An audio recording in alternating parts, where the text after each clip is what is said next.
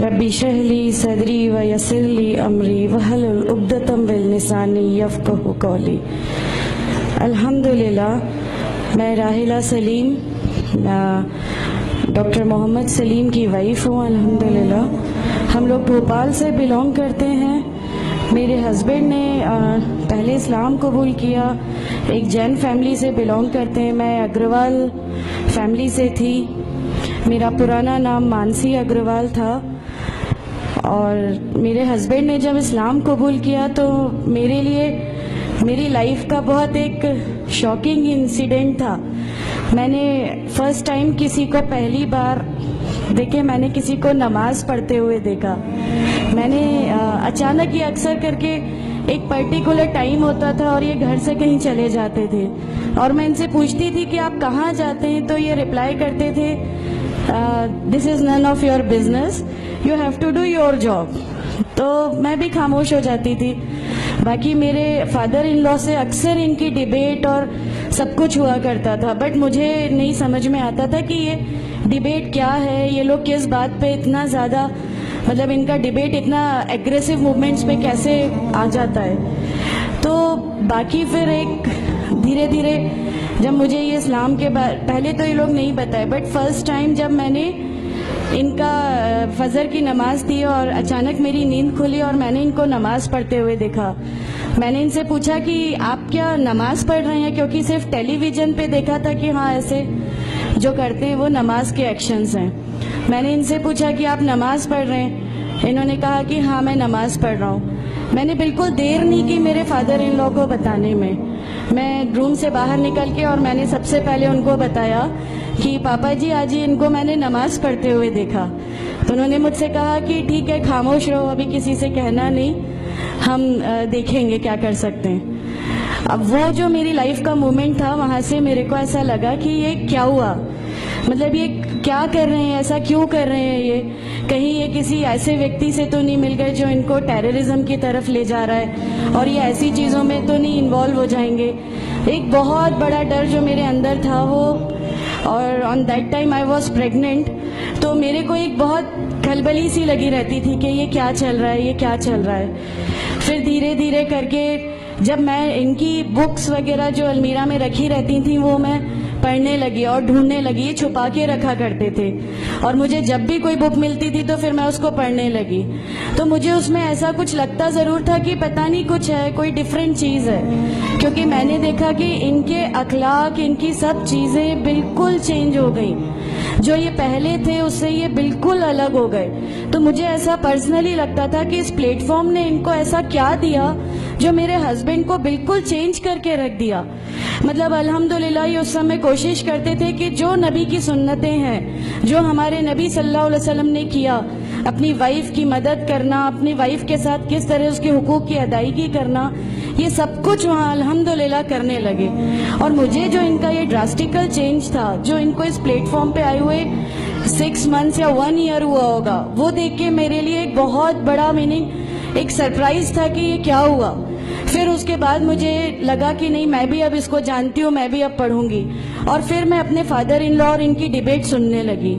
تو جینزم میں God concept ہے ہی نہیں۔ ہر وہ ویکتی جو بہت زیادہ علم حاصل کر لیتا ہے، بہت زیادہ نالج حاصل کر لیتا ہے، تو وہ ایک لمٹ پر آ کر نعوذ باللہ گاڈ کا وہ مقام حاصل کر لیتا ہے، اور لوگ اسی کی پھر پوجا کرنے لگتے ہیں، اسی کی ورشپ کرنے لگتے ہیں۔ تو میرے دماغ میں اگروال فیملی سے تھی، تو میرے دماغ میں تھا کہ نہیں، ہمارے جو بھگوان ہیں وہ 3-4 ہاتھ والے ہیں، ان کا کیا ایک ہی گاڈ ہے جس کو جا کے آپ کو پوجنا ہے؟ تو نہیں، میں ان سے تو کچھ نہیں مانگوں گی، 3-4 ہاتھ والے بھگوان ہی ہوتے ہیں، یہ نہیں کچھ وہ ایسا رکھتے۔ تو وہاں سے ایک تھوڑا سا ڈسٹریکشن میرے کو گاڈ کانسیپٹ کا آیا، اور ایشور ہے جو اس دنیا کو چلا رہا ہے، یہ ہمیشہ میرے ذہن میں رہتا تھا۔ تو مجھے میرے فادر ان لو کہیں نہ کہیں اس پلیٹ فارم پہ آ کے غلط لگنے لگے کہ نہیں، یہ جو کہہ رہے ہیں وہ صحیح ہے، اور ان کی جو ڈیبیٹ ہے اس کا اینڈ جو ہے وہ یہ صحیح ہے۔ پھر دھیرے دھیرے کر کے مجھے ان کی چیزوں پہ یقین آنے لگا الحمدللہ۔ پھر ہمارے ایک فیملی فرینڈ ہیں، ان کے یہاں یہ مجھے لے گئے۔ وہاں پر کسی نے مجھ سے کہا کہ میں بہت بزرگ ہو چکا ہوں، کلیم صدیقی صاحب ہیں، مجھے ان کا نام دھیان نہیں ہے اچھے سے، بٹ انہوں نے مجھ سے کہا بیٹا میں بہت بزرگ ہو چکا ہوں, میں چاہتا ہوں تم کلمہ پڑھ لو, میری زندگی رہے نہ رہے, میں آپ سے ملوں نہ ملوں, تو آپ کلمہ پڑھ لو. تو الحمدللہ میں نے کلمہ پڑھ لیا.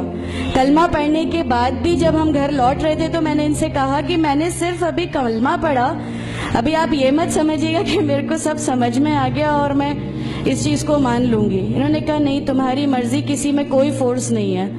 تو الحمدللہ اللہ تعالیٰ کا احسان ہے, اس کلمے کی طاقت تھی. اور یہ ہمیشہ کہتے تھے تمہیں کوئی دعا مانگنی ہے تو تہجد میں مانگا کرو, تہجد کا جو ٹائم ہوتا ہے وہ بہت قیمتی ہوتا ہے اور اس میں اللہ تعالیٰ سب کی دعائیں قبول کرتا ہے. انہوں نے مجھے ایک دعا سکھائی تھی کہ تم ایک دعا مانگو کہ یا میرے رب اگر میرا ہسبینڈ غلط راستے پر ہے تو اس کو صحیح راستے پہ لیا, اور اگر میں غلط راستے پہ ہوں تو مجھے صحیح راستہ دکھا دے. الحمدللہ میں یہ دعا کنٹینیو مانگتی تھی. ایک بار میری نیند الحمدللہ تہجد میں کھلی اور بس میں نارمل جیسے ایک دھیان کرتے ہیں ویسا میں بیٹھ گئی اور اپنے آپ اچانک دل چاہا کہ بس سجدہ کروں. میری زندگی کا وہ پہلا سجدہ تھا اور اس بہت لمبا سجدہ تھا, اور اس سجدے میں نے میرے رب سے کیا کیا مانگ لیا مجھے بھی نہیں یاد ہے. اور اس سمے مجھے ایسا فیل ہو رہا تھا جیسے اللہ تعالیٰ خود مجھ سے بات کر رہا ہے, اللہ میرے سوالوں کا جواب خود دے رہا ہے. الحمدللہ بس اس کے بعد تو ایسا لگا کہ نہیں, اسلام حق ہے اور اسلام پہ ہی چلنا ہے. اس کے بعد پھر بہت ساری پریشانیاں لائف میں آئیں, سب کچھ آیا, بٹ الحمدللہ اللہ کا احسان ہے کہ اللہ تعالیٰ نے ہر پریشانی, ہر چیز کو ایسے لے لیا کہ ہم لوگوں کو کبھی احساس ہی نہیں ہونے دیا کہ یہ کوئی پریشانی تھی.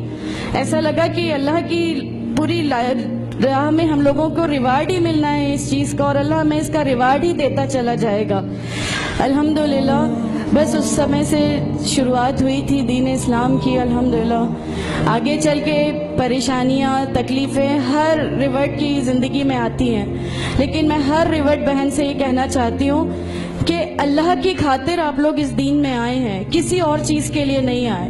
تو اللہ ہی کی خاطر ان پریشانیوں کو بھی جھیلیے, اللہ ہی کی خاطر جھیلیے. اللہ تعالیٰ اگر آپ لوگوں سے ماشاءاللہ, میں جب گھر سے نکلی, جب ہمارے فادر ان لا نے ہمیں گھر سے نکالا, میرے بچے کی, چھوٹا بچہ تھا, چھوٹے والے کی صرف ایک دودھ کی بوتل تھی, اس کے علاوہ کچھ بھی نہیں تھا.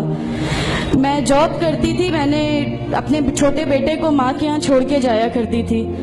میرے ممی پاپا بہت زیادہ مطلب ہم لوگوں سے ڈیٹیچ نہیں ہوئے تھے, ایک محبت تھی ان کو ہم سے, تو اس محبت کے کارن مطلب ان لوگوں نے کبھی ہمارا اس لیول تک اپوز نہیں کیا جو ان لاز کی طرف سے آیا.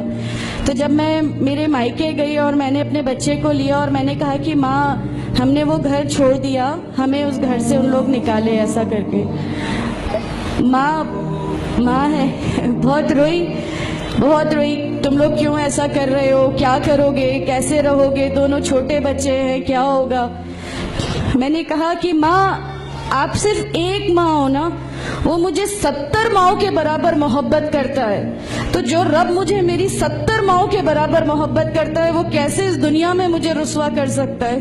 صرف ایک چھوٹا سا یہ وشواس تھا. الحمدللہ اس وشواس کو رکھتے ہوئے ساری چیزیں, سب پریشانیاں ایسے اللہ تعالیٰ نے لے لی کہ اس کا میرے پاس کوئی مطلب کہنے کے لیے بھی شبد نہیں ہے. الحمدللہ. اور میں آپ لوگوں سے سب سے گزارش کرتی ہوں, اور اگر اللہ نے مجھے آپ لوگوں کی ایک ایسی بہن بنا دیا جو آپ کی پریشانیاں, آپ کی ہر اس میں, ہمارا گھر, ہماری سب کچھ الحمدللہ آپ کے لیے ہے, کیونکہ ہم لوگ ٹھان کے بیٹھے ہیں ہمارا جینا مرنا, ہماری نمازیں, ہمارا سب کچھ صرف اللہ کے لیے ہے, اور یہی لے کے ہم کو جانا ہے. کوئی جواب ہمیں نہیں ملے گی. السلام علیکم ورحمۃ اللہ وبرکاتہ.